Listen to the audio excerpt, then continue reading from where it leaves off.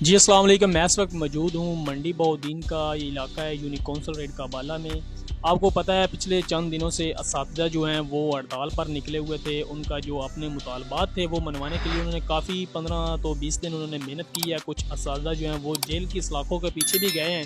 مگر ان تمام سوالوں کے اور اس تمام پروسیجر کی ہم تفصیلات جانتے ہیں شفقت اقبال صاحب سے، جو کہ منڈی بہاؤالدین ٹیچر یونین کے صدر ہیں، کیونکہ یہ بھی جیل کی جو ہے وہ ہوا لے کر آئے ہیں، تو ان سے مکمل جو ہے وہ معلومات لیتے ہیں۔ آپ جڑے رہیے ہمارے پروگرام کے ساتھ۔ السلام علیکم وعلیکم السلام ورحمۃ سر، کیا حال ہے؟ ٹھیک ہو؟ اللہ جی، اللہ کا شکر الحمد للہ۔ اچھا سر، آپ جیل بھی جا چکے ہیں، تو جیل آپ کب گئے اور کتنے دن آپ نے جیل گزاری؟ جی ہم 10 تاریخ سے ادھر سے گئے تھے اور غالباً 13 تاریخ کو ہم جیل میں چلے گئے اور تقریباً 10 کے راؤنڈ اباؤٹ نا 8-10 دن ہو گئے۔ اچھا سر، آپ یہ بتائیں یہ ماجرا کیا ہے کہ آپ کو اتنے لمبے عرصے کے لیے جو ہے وہ ایک احتجاج کرنا پڑا؟ جی یہ مسئلہ ہے بیسیکلی نجکاری اسکولوں کی نجکاری اور پرائیویٹائزیشن، اور ساتھ صرف ٹیچروں کا نہیں ہے، زیادہ مشہور یہ ہو گیا کہ اساتذہ ہیں سارے محکموں کا نا ایک پینشن کا لیو انکیشمنٹ ہوتا ہے، وہ ختم کی جا رہی تھی۔ آپ اس کے لیے ایک مختلف جو ہے وہ آپ نے پورے پنجاب کو جتنے اساتذہ تھے انہوں نے اسکول کو تالے لگا کے وہ اپنے ایک احتجاج پر نکل چکے۔ جی اصل میں یہ ہوا ایسے کہ ایک مہینہ پہلے یہ اساتذہ اور باقی ایپکا باقی سارے محکموں نے گورنمنٹ نے یہ کہا تھا اور اپنے احتجاج ریکارڈ کرواتے رہے ڈسٹرکٹ لیول پہ،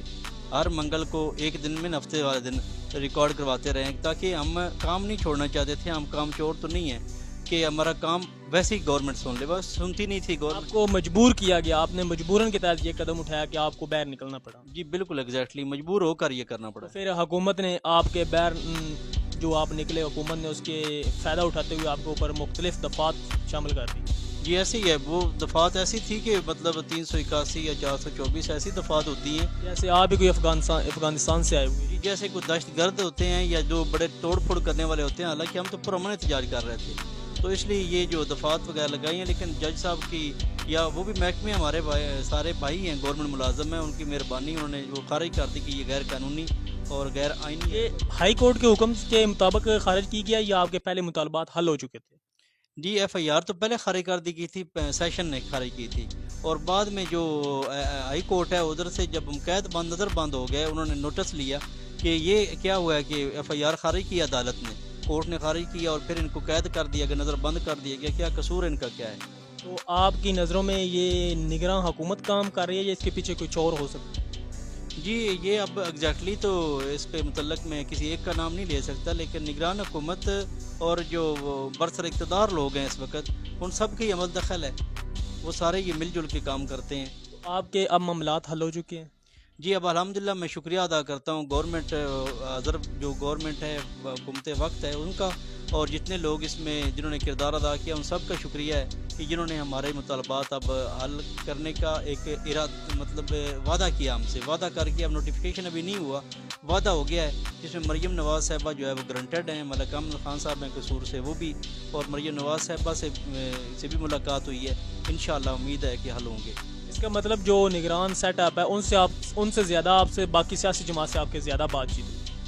جی بالکل ایسے ہی ہے، سیاسی جو جماعتیں ہیں، کیونکہ اب آنے والے وقت میں شاید اب مشینری کو یا جو ہمارے لوگ ہیں ان کو یہ لگتا تھا، تو انہوں نے جو پہلے مذاکرات ہیں وہ ہمارے اور ہوئے ہیں، اس کے بعد انہوں نے آخر پہ کہا کہ کون سا بندہ آپ کو ضمانتی یا گرانٹڈ چاہیے، تو پھر ہمارے جو لیڈرز تھے انہوں نے کہا کہ مریم نواز صاحبہ جو ہیں پنجاب کے لحاظ سے اس وقت جو بات کی جائے تو وہ سب سے بہتر ہمارے ضمانتی ہو سکتی ہیں، تو ان سے بات ہوئی، انہوں نے ہمیں اپنی ضمانت دی۔ تو آپ کو جیل میں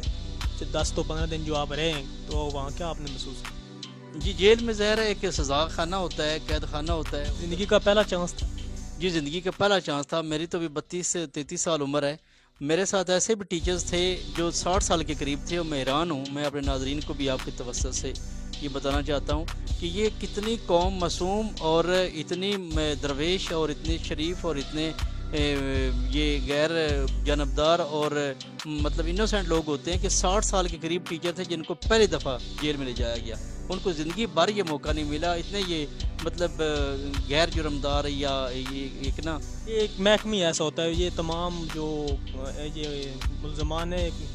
قانون ہوتے ہیں ان سب کافی بچ جاتے ہیں۔ جی یہ شریف لوگ سمجھے جاتے ہیں، اور پر पढ़ा लिखा इदारा होता है ना। और पढ़े लिखे लोग होते हैं सारे, अब एमए से कम तो कोई भी नहीं था, एमफिल पीएचडी भी लोग थे। तो वहाँ पर किसी टीचर की कोई तबीयत ख़राब हुई या कुछ ऐसा मसला बना? जी ज़ाहिर है शुरू में एक ना जो तबीयत ख़राब होने का मसला होता है वो होता है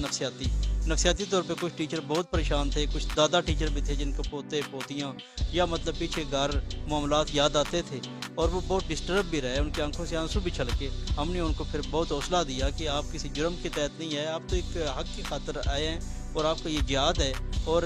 बग़ैर किसी जुर्म के तो यूसुफ़ अलैहिस्सलाम को भी कैद में डाला गया था। तो आप तगड़े हो, आप अपनी हिम्मत को बरकरार रखो, हौसला रखो, इंशाअल्लाह आपको फूलों के हार पहनाए जाएंगे बाहर ले जाते। जी बेशक ऐसा